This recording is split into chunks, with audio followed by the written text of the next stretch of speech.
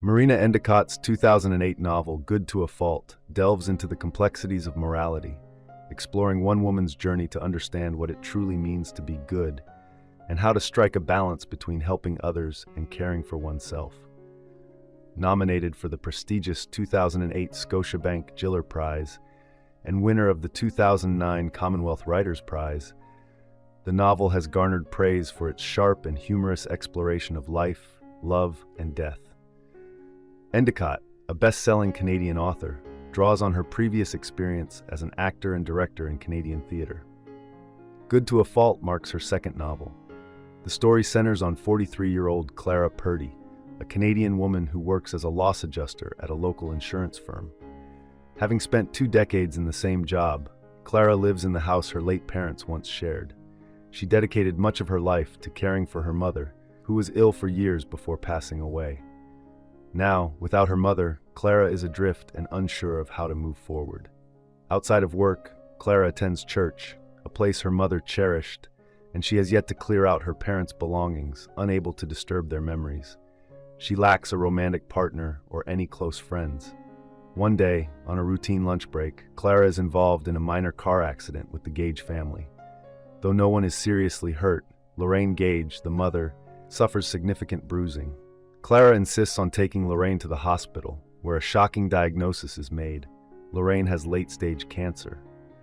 With her life cut short, Lorraine is left with few options for her children's care, as her husband Clayton is unreliable and eccentric. Clara, though not responsible for Lorraine's illness, feels an overwhelming sense of duty. In an unexpected act of generosity, she invites Lorraine and her family to move in with her, offering them a stable home and knowing how to care for terminally ill patients, vowing to make Lorraine's final days as comfortable as possible. Lorraine, overwhelmed by the unexpected kindness, moves her family into the Purdy house.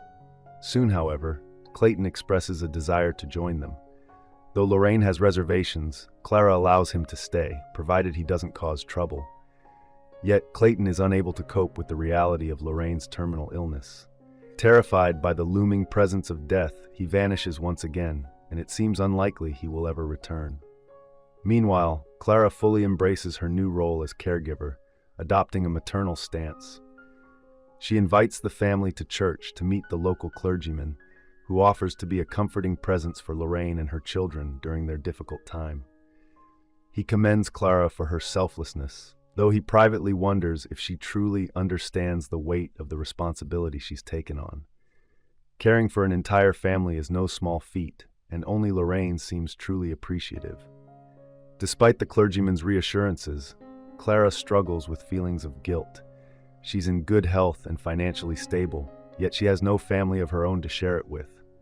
In a conversation with the clergyman, she asks why God would allow such unfairness, why the children must lose their mother. He answers that God's ways are mysterious and that Clara is no less deserving of her good fortune just because she's single and childless. He encourages her to stop punishing herself for circumstances beyond her control.